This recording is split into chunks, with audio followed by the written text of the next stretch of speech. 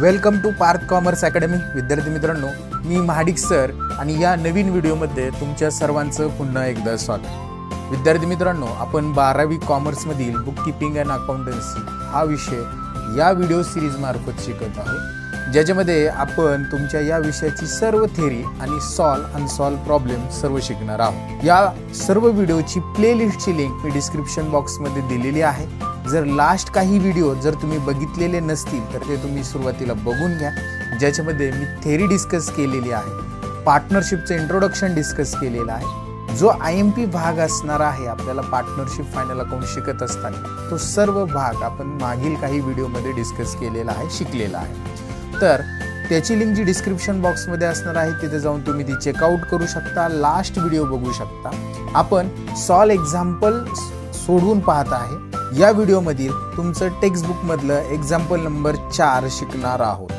तत्पूर्वी जे एक्झाम्पल याच्या अगोदर आपण शिकलेले आहेत ते देखील तुम्हाला बघायचे असतील तर त्याच्या लिंक्स डिस्क्रिप्शन बॉक्समध्ये असणार आहेत। विद्यार्थी मित्रांनो, या व्हिडिओ सीरीज मार्फत जे काही मी तुम्हाला शिकवणार आहे, जे एक्झाम्पल मी तुम्हाला सॉल्व करून देणार आहे, याच्या PDF नोट्स, त्यालाच आपण लेक्चर नोट्स म्हणतो, या जर तुम्हाला मिळवायच्या असतील तर पार्थ कॉमर्स अकॅडमी नावाचा एक आपला टेलिग्राम चॅनल आहे, त्या चॅनलला तुम्ही जॉईन करून त्या फ्री नोट्स तुम्ही त्या ठिकाणी मिळवू शकता। तर त्या टेलिग्राम चॅनलला जॉईन करण्याची लिंक सुद्धा मी डिस्क्रिप्शन बॉक्समध्ये देत आहे। त्याचबरोबर आपलं फेसबुक पेज आहे आणि इंस्टाग्राम पेज देखील आहे, त्या ठिकाणी तुम्ही त्या दोन्हीला फॉलो करू शकता। तर चला, अधिकचा वेळ वाया न घालवता आपण सुरू करूया आपले एक्झाम्पल नंबर 4। पहा विद्यार्थी मित्रांनो, आपली एक्झाम्पल सॉल्व करण्याची मेथड आतापर्यंत सर्वांना माहीत झालेली असेल। आपण सुरुवातीला एक्झाम्पल पूर्णपणे रीड करतो, काय सांगितले ते समजून घेतो आणि त्याच्यानंतर सॉल्व करायला सुरुवात करतो। तर हे देखील एक्झाम्पल आपण पूर्ण रीड करूया, वाचून घेऊया, काय सांगितले ते समजून घेऊया आणि त्याच्यानंतर सॉल्व करूया। तर फर्स्टली सर्वांनी व्हिडिओमध्ये शेवटपर्यंत राहायचं। जो विद्यार्थी शेवटपर्यंत असेल त्याला नक्कीच हे एक्झाम्पल समजणार आहे। तर पहा, from the following trial balance of mister Piyush and mister Arun. आपल्याला एक ट्रायल बॅलन्स दिलेला आहे आणि तो कोणाचा आहे? Mister Piyush and mister Arun हे दोघ जण पार्टनर आहेत, त्यांचा हा ट्रायल बॅलन्स आहे। आणि या ट्रायल बॅलन्स वरून you are required to prepare, तुम्हाला काय तयार करायचंय? Trading and profit and loss account and balance sheet बनवायची आहे। आपण सुरुवातीच्या काही व्हिडिओमध्ये मी तुम्हाला सगळी थेरी समजून सांगत असताना असं सांगितलं होतं की ट्रायल बॅलन्सचे जे डेबिट बॅलन्सेस आपल्याला दिलेले असणार आहेत, हे एकतर काय असणार आहेत? आपल्या असेट असणार आहेत। डेबिट बॅलन्सेस हे असेट आणि एक्सपेन्सेसचे असतात, असं मी तुमच्याशी डिस्कस केलं होतं। जर त्या असेट असतील तर ते आपण ट्रेडिंग बॅलन्स शीटच्या असेटला लिहिणार, आणि जर एक्सपेन्सेस असतील, डायरेक्ट एक्सपेन्सेस असतील तर ट्रेडिंगच्या डेबिटला, आणि इनडायरेक्ट एक्सपेन्सेस असतील तर प्रॉफिट अँड लॉसच्या डेबिटला लिहिणार आहोत।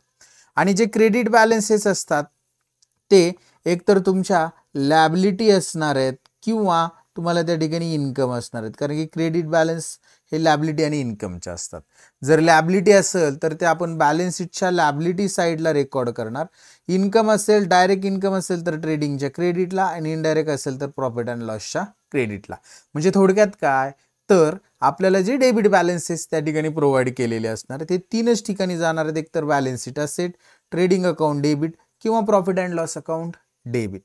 आणि जे क्रेडिट बॅलन्स असणार आहे ते लॅबिलिटी असेल तर balance sheet liability, trading account credit आणि profit and loss account credit. याच्या व्यतिरिक्त कोणताही विचार करायचा नाही की तो बॅलन्स कुठं दुसरीकडे पोस्ट करण्याचा। याला अपवाद sales return, purchase return, drawing एवढे 2-3 अपवाद आहेत, ते आपण प्रॅक्टिसने समजून घेणारच आहोत। तर चला सुरुवात करूया। आता डेबिट बॅलन्स असेट असतात आणि एक्सपेन्सेस असतात, म्हणजे ज्या अमाऊंट मी डेबिटला दिलेले असतील किंवा जे आयटम डेबिट बॅलन्सेसमध्ये असणार आहेत ते तुम्ही मला फक्त असेट आहेत की एक्सपेन्सेस आहेत हे सांगायचं। तर पहा, सुरुवातीला दिलेला आहे स्टॉक, हा आपला ओपनिंगचा स्टॉक असतो, तो ट्रेडिंगच्या डेबिटला आपण ट्रान्सफर करणार। परचेस सॅलरी, आता या ठिकाणी हा थोडीशी प्रिंटिंग मिस्टेक आहे, हे फक्त परचेसेस आहे, सॅलरी हा शब्द त्या ठिकाणी चुकून आलेला आहे। तर परचेस हा डायरेक्ट एक्सपेन्सेस आहे, आपण तो ट्रेडिंग अकाउंटच्या डेबिटला लिहिणार।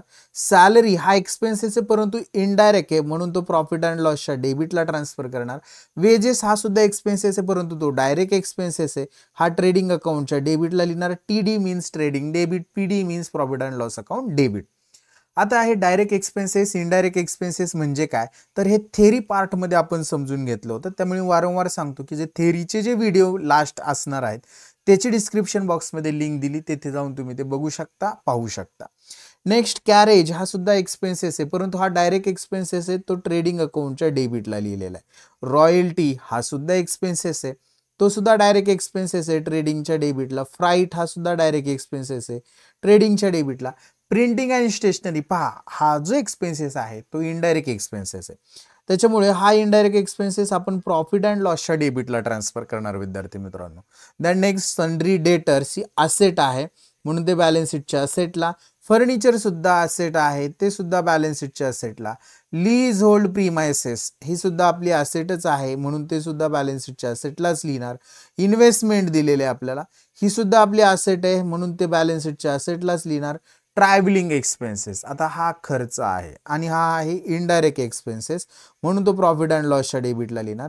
ॲडव्हर्टाइजमेंट खूप महत्त्वाची इन्फॉर्मेशन या ठिकाणी. ॲडव्हर्टाइजमेंट फॉर 3 इयर्स म्हणजे याचा अर्थ काय होतो, आपण ॲडव्हर्टाइजमेंटची जाहिरात केली पण 3 वर्षासाठी आणि 3 वर्षाचा खर्च दिलाय त्यांनी आपल्याला 30,000 रुपये.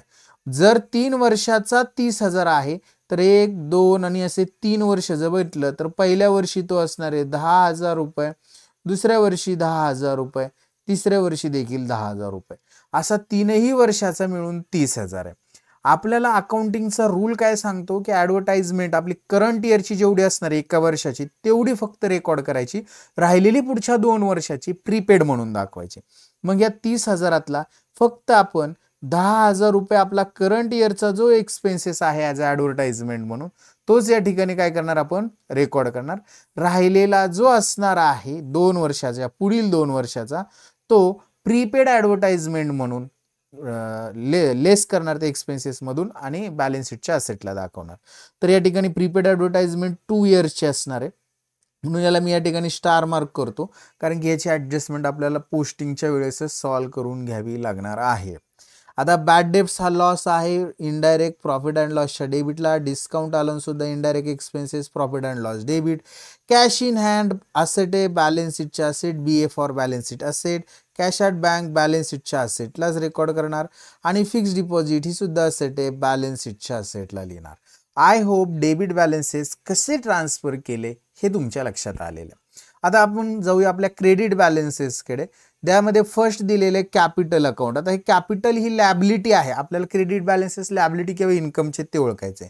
लॅबिलिटी आहे, परंतु आपण सेपरेट कॅपिटल अकाउंट ओपन करतो. लॅबिलिटीचा बॅलन्स क्रेडिट आहे आणि त्या कॅपिटलच्या कुठं लिहिणार, कॅपिटल अकाउंटच्या क्रेडिट साईडला त्याचा हा बॅलन्स ट्रान्सफर करून घेणार आहेत to balance brought down. Sundry creditors ही आपली लॅबिलिटी आहे, म्हणून आपण ते बॅलन्स शीटच्या लॅबिलिटीला लिहिणार. Interest received on fixed deposit हा इन्कम आहे, इनडायरेक्ट इन्कम आहे, म्हणून हा लिहिणार आपण प्रॉफिट अँड लॉसच्या क्रेडिट साईडला. आणि than next bank overdraft liability balance शीटच्या लॅबिलिटीला. सेल्स हा इन्कम आहे ट्रेडिंगच्या क्रेडिटला, कारण की तो डायरेक्ट इन्कम आहे म्हणून. अशा पद्धतीने क्रेडिट बॅलन्सेस देखील ट्रान्सफर झालेले आहेत. खूप इझी आहे, खूप सोपं असतं, प्रॅक्टिसने आपले होऊन जाणारच आहे.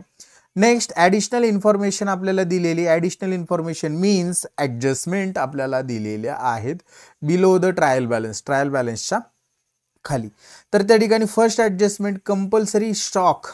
कंपल्सरी कशाची, stock on hand on 31 March 2019, 31 March 2019चा स्टॉक आहे, म्हणजे वर्षाच्या शेवटच्या तारखेचा. यालाच आपण म्हणणार क्लोजिंग स्टॉक. यालाच काय म्हणणार आपण, क्लोजिंग स्टॉक असं म्हणणार. आणि या स्टॉकच्या अमाऊंट त्याने 2 दिलेल्या आहेत बघा. कॉस्ट प्राइस दिली 40,000 आणि मार्केट प्राइस दिली 35,000.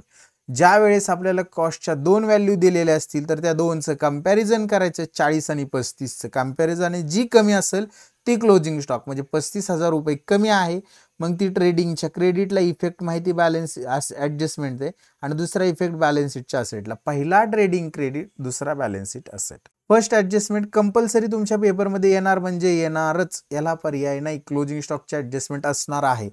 Than next interest on fixed deposit ₹1,200 is still receivable. बघा interest on fixed deposit FD वरचे इंटरेस्ट आहे, किती आहे ते 1,200. रिसिवेबल म्हणजे रिसिव्ड झालेलं नाही, यायचं आहे, रिसिवेबल आहे. हा आपला आउटस्टँडिंग इन्कम आहे. रिसिवेबल आहे म्हणजे काय आहे ते आउटस्टँडिंग आहे. आणि फिक्स डिपॉझिटवरचा आहे, त्याच्यामुळे आपण जे FD मध्ये म्हणजे आपल्या फिक्स डिपॉझिट जे असेट आहे त्याच्यामध्ये ॲड करणार आणि प्रॉफिट अँड लॉसच्या क्रेडिटला इंटरेस्ट ऑन फिक्स डिपॉझिट जे आहे त्याच्यामध्ये सुद्धा ॲड करणार. आता बघा फिक्स डिपॉझिट आपल्याला इथं दिलेले डेबिट बॅलन्सेस मधला सगळ्यात शेवटचा आयटम, तिथं आपण त्याला स्टार मार्क करणार. आणि इंटरेस्ट ऑन फिक्स डिपॉझिट दिले बघा प्रॉफिट अँड लॉसच्या क्रेडिटला, इथं याला सुद्धा आपण स्टार मार्क करू कारण की त्याच्यामध्ये सुद्धा आपण ऍड करणार आहोत. नंबर 2 ची adjustment I hope clear. Number 3 is compulsory पेपरला असणार RDD ॲट 2.5% ऑन डेटर. आता हा RDD आपण डेटर्स मधून लेस करतो, कॉमन ऍडजस्टमेंट आहे आणि प्रॉफिट अँड लॉसच्या क्रेडिटला लिहितो. डेटर्स मधून लेस करायचं आहे त्याच्यामुळे आपण डेटर्स ज्या ठिकाणी दिलेले असतील सन्ड्री डेटर्स त्याला एक स्टार मार्क करणार आहोत. नंबर नेक्स्ट फर्निचर डेप्रिसिएट आहेत, फर्निचर मधून लेस करणार. फर्निचर मीन्स असेट, त्या पर्टिक्युलर असेट मधून म्हणजेच फर्निचर मधून लेस आणि फर्निचर असेट कमी होणे लॉस आहे प्रॉफिट अँड लॉसच्या डेबिटला दुसरा इफेक्ट. पहिला फर्निचर मधून लेस, दुसरा profit and loss account debit side. आता फर्निचर ज्या ठिकाणी दिलेलं असेल डेबिट बॅलन्सेस मध्ये त्याला आपण काय करणार आहोत स्टार मार्क करणार आहोत. तर फर्निचरला मी एक स्टार मार्क करून घेतलेला आहे. Number last adjustment good destroyed by fire and insurance company admit a claim. आता बघा goods of ₹8,000 destroyed by fire आणि insurance company admit a claim ₹6,000 only.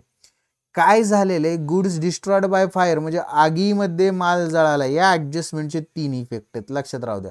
आगीमध्ये माल जळाला तुमचा 8,000 रुपयाचा, त्यातले इन्शुरन्स कंपनीने क्लेम ऍडमिट केला, त्यालाच असं आपण इन्शुरन्स क्लेम असं म्हणणार. तो केला 6,000 रुपयाचा ऍडमिट, म्हणजे 6,000 रुपये इन्शुरन्स कंपनी आपल्याला भरून देणार आहे. आणि 8,000तनं 6,000 भरून भेटतील म्हणजे आपला माल आगीमध्ये जळून लॉस झाला फक्त 2,000 रुपयाचा. कितीचा झाला लॉस? फक्त 2,000 रुपयाचा. आता एक गोष्ट लक्षात घ्या, मी तुम्हाला सांगितलं होतं की माल तुमच्याकडून गेला, बिझनेसमध्ये माल कशाने जाऊ द्या, विकला, डिस्ट्रीब्यूट केला, फ्री सॅम्पल, पार्टनर विड्रॉ केला किंवा loss by fire, accident, theft, stolen, transit काही असू द्या, तर त्याचा एक इफेक्ट ट्रेडिंगच्या क्रेडिटला नेहमी द्यायचा.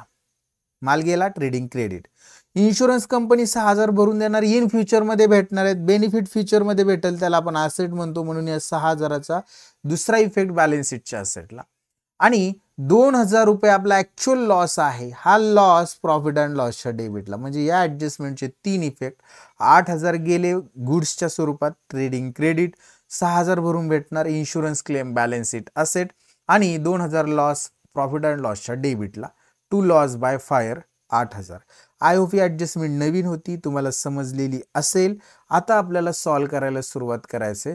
फर्स्टली आपण काय करणार आहोत, सगळे जे डेबिट बॅलन्सेसमध्ये दिलेल्या ज्या अमाऊंट आहेत त्या ट्रान्सफर करून घेणार आहोत.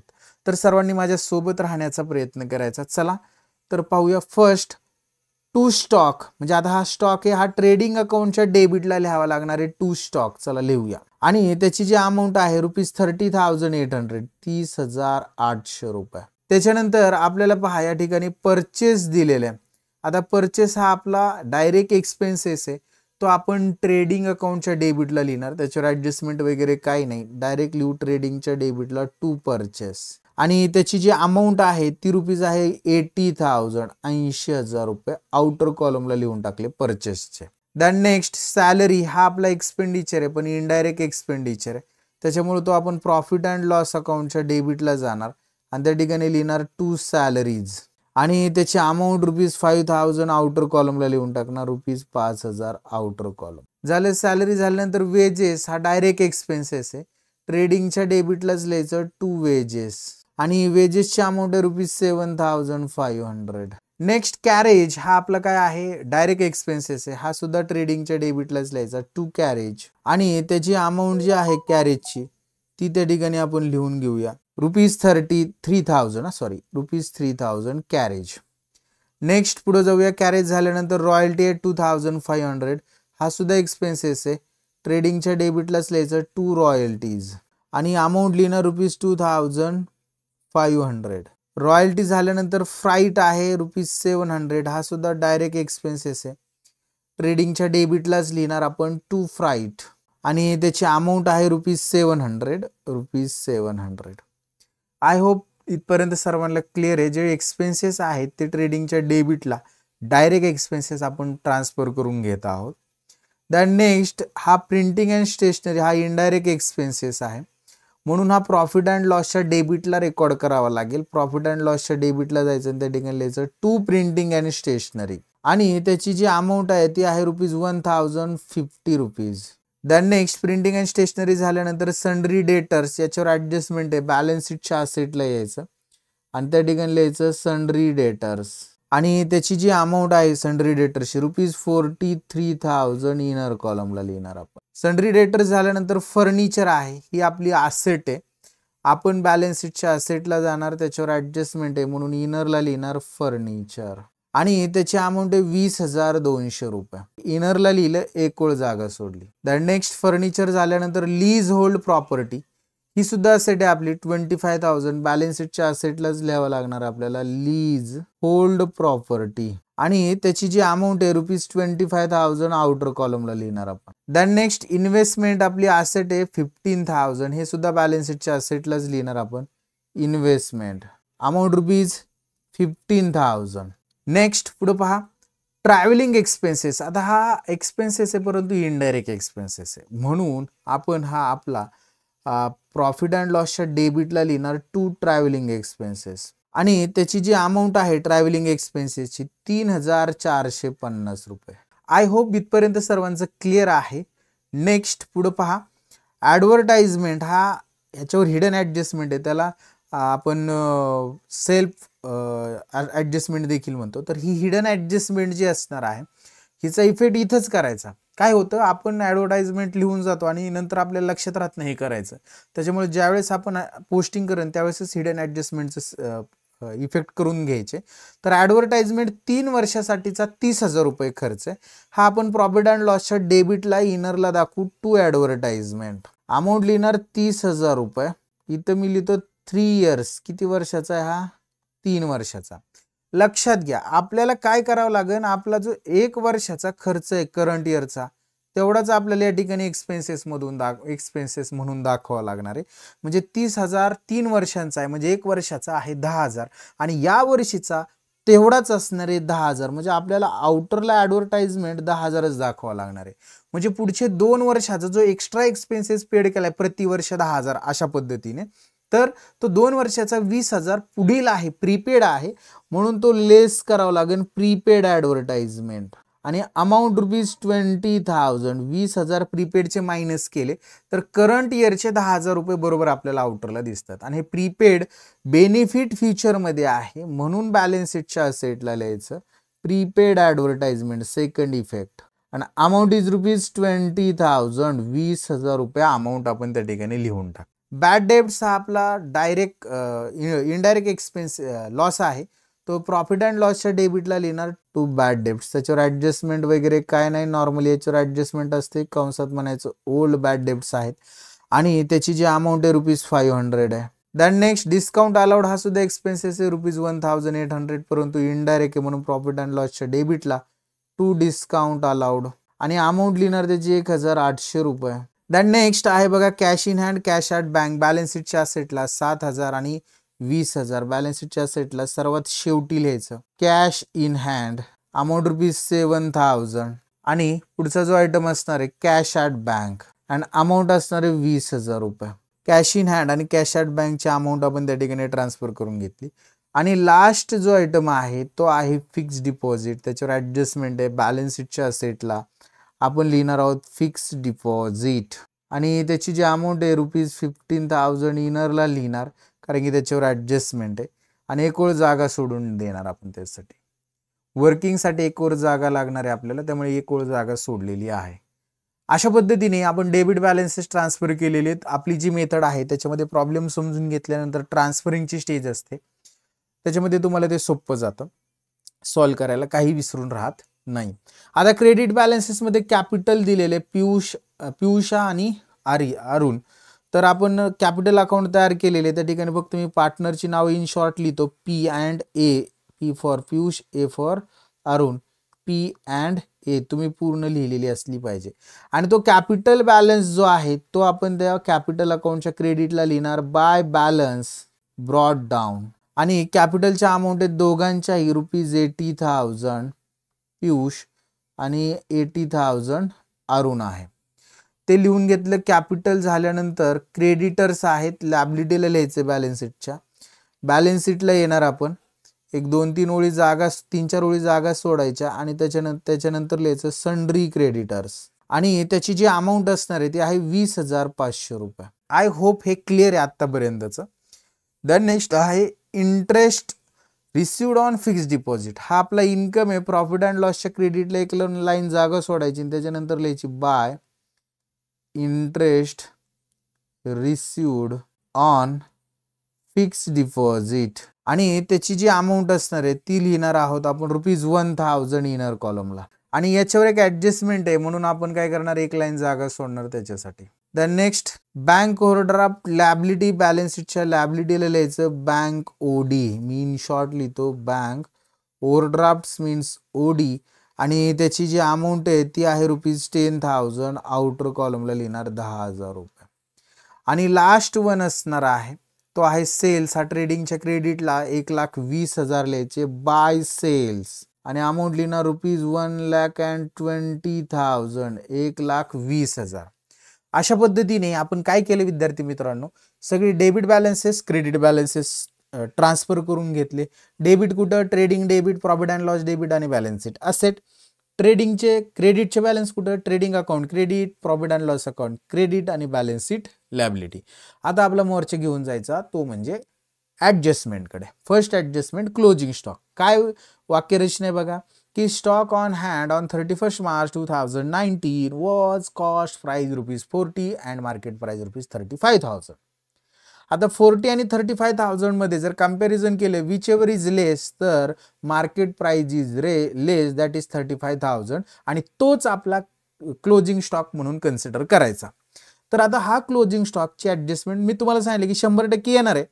तर हा ट्रेडिंगच्या क्रेडिटला ओपनिंग लिहिलता डेबिटला म्हणून क्लोजिंग लिहायचा ट्रेडिंगच्या क्रेडिटला आणि बॅलन्स शीटच्या असेटला. दुसरा इफेक्ट तर पहिला इफेक्ट लिहू ट्रेडिंग अकाउंटच्या क्रेडिटला बाय क्लोजिंग स्टॉक आणि त्याची जी अमाऊंट आहे ती लिहिणार आपण 35,000. फर्स्ट इफेक्ट झाला. सेकंड इफेक्ट बॅलन्स शीटच्या असेटला कॅश इन हँडच्या खाली लिहायचं क्लोजिंग स्टॉक आणि अमाऊंट लिहिणार आपण 35,000.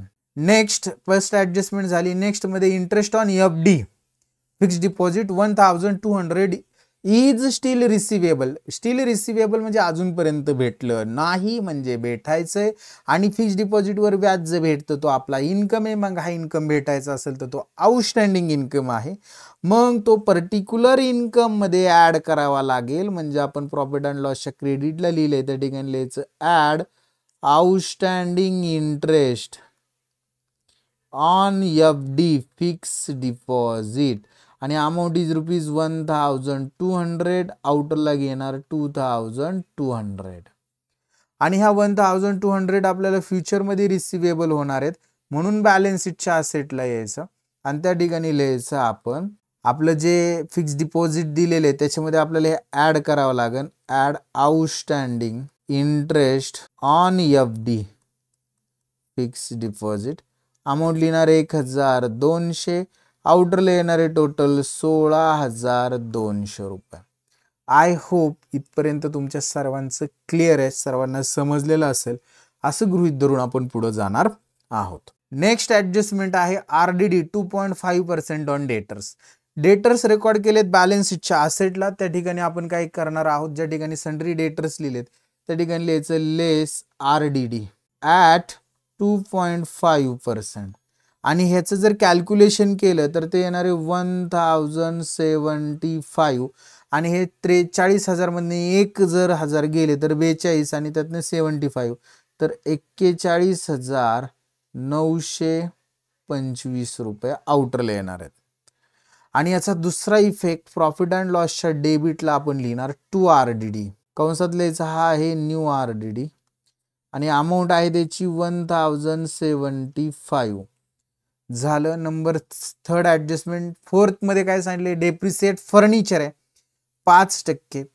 फर्निचर आपण बॅलन्स शीटच्या असेटला लिहिले, त्या ठिकाणी जायचं म्हणायचं लेस डेप्रिसिएशन @ 5%, आणि 20,200 वर 10% काढलं तर 2020, आणि 10% काढलं 5% काढलं तर 1,010 रुपये वजा होतील, तर आउटरला येतील 19,190 रुपये.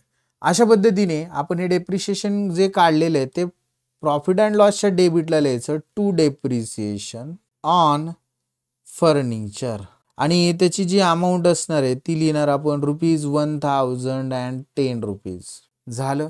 नंबर लास्ट ॲडजस्टमेंट तुम्हाला सांगितलं की goods destroyed by the fire, आगीत माल जळाला 8,000 रुपये, माल गेला ट्रेडिंगच्या क्रेडिटला, म्हणजे 8,000चा एक इफेक्ट ट्रेडिंगच्या क्रेडिटला आपण लिहिला पाहिजे, by goods destroyed by fire, आणि अमाऊंट इज ₹8,000.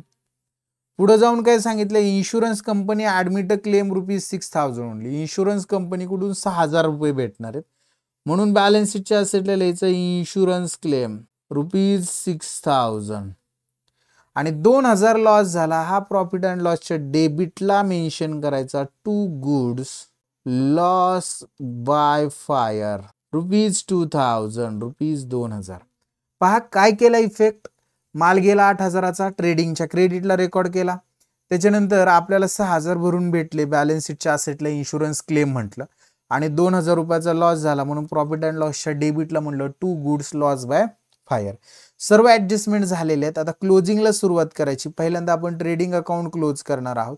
ट्रेडिंग अकाउंटचा जर अंदाज घेतला, पहा या ठिकाणी तुमच्याकडे ट्रेडिंग अकाउंट एक, ट्रेडिंगच्या क्रेडिटला 1,20,000 प्लस 35 आणि 8 ह्या मोठ्या अमाऊंट आहेत. जर क्लोजिंगच्या अमाऊंट जर बघितली ट्रेडिंगच्या क्रेडिटच्या, तर ते आपल्याला ट्रेडिंगची क्रेडिटची टोटल असणार आहे 1,63,000 ट्रेडिंग क्रेडिट, आणि याच अमाऊंट जर आपण डेबिटला लिहिली तेवढीच असणार आहे 1,63,000 डेबिटला लिहून घेऊया, आणि त्याच्यामधनं या 30,880, 7,500, 3,000, 2,500 आणि 700 एवढ्या अमाऊंट जर वजा झाल्या तर आपल्याला बॅलन्सिंग फिगर भेटणार आहे, म्हणजे या अकाउंटचा जो आन्सर असणार आहे 38,500, आणि याला म्हणणार आपण to gross profit carried down, आणि हा 38,500 आपल्या प्रॉफिट अँड लॉसच्या क्रेडिटला यायचं, आणि त्या ठिकाणी लिहायचं by gross profit, in short लिहितो मी GP gross profit brought down, आणि अमाऊंट लिहिणार 38,500 रुपये.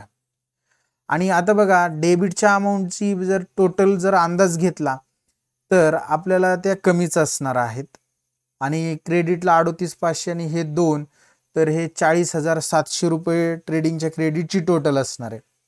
मग ती आपण ट्रेडिंगच्या क्रेडिटची टोटल काय करूया, 40,700 रुपये जे आहे 40,700, तीच डेबिटला लिहू 40,700 रुपये, आणि त्याच्यामधून या सगळ्या अमाऊंट जर वजा केल्या आपण डेबिटच्या, तर आपल्याला नेट प्रॉफिट भेटणार आहे, तो आहे 14,815, 14,815 रुपीज. 1, 2, 3 तिसऱ्या ओळीला लिहायचं टू नेट प्रॉफिट, त्याच्यामध्ये आपल्या दोन्ही पार्टनरची नावं लिहायची. पहिला पार्टनर आहे पियुष आणि दुसरा पार्टनर आहे अरुण, आणि त्यांचा प्रॉफिट शेअरिंग रेशो दिला नाही म्हणजे इक्वल आहे. मग हे 14,000 जे आहेत हे जर इक्वली डिस्ट्रीब्यूट केले तर 7,408 रुपये फर्स्ट पार्टनरला आणि 7,407 रुपये सेकंड पार्टनरला आपण डिस्ट्रीब्यूट करणार, आणि हे डिस्ट्रीब्यूट केलेल्या अमाऊंट आपण आपल्या कॅपिटल अकाउंटच्या क्रेडिटला ट्रान्सफर करून घ्यायच्या बाय नेट प्रॉफिट, आणि त्याची जी अमाऊंट आहे नेट प्रॉफिटची ती लिहा. पहिल्याची पियुषची 7,408 आणि अरुणची 7,407 रुपये, आणि जर टोटल बघा इकडे जर केले 80 आणि 7 87,407 रुपये, आणि याची 87,408 रुपये. तेच डेबिटला लिहिणार आपण 87,408 आणि 87,407 रुपये. याच बॅलन्सिंग फिगर असणार आहेत 87,407 नंबर 2चे आणि 1चे 87,408 रुपये, आणि आपण याला नाव देणार टू बॅलन्स. हा कॅपिटल अकाउंटचा बॅलन्स आहे म्हणून कॅपिटल असतं हे, टू बॅलन्स कॅरीड डाऊन. आणि हे कॅपिटल बॅलन्स शीटच्या आपण लॅबिलिटीला मेन्शन करणार. लॅबिलिटी लिहायचं आणि त्या ठिकाणी लिहायचं कॅपिटल अकाउंट, कॅपिटल अकाउंट.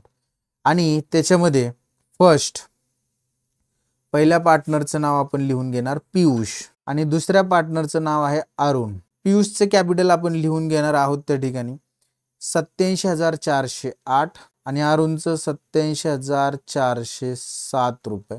आणि या दोघांची टोटल आपण आउटरला लिहूया. तर ती टोटल असणार आहे 1,74,815 रुपये. आणि जर आता आपण बॅलन्स शीट क्लोज केली तर आपली लॅबिलिटीची जी टोटल असणार आहे ती आहे 2,05,315 आणि तेवढीच असेटची असणार आहे 2,05,315 रुपये. आणि एवढ्याच अमाऊंटने आपला प्रॉब्लेम झालेला आहे टॅली.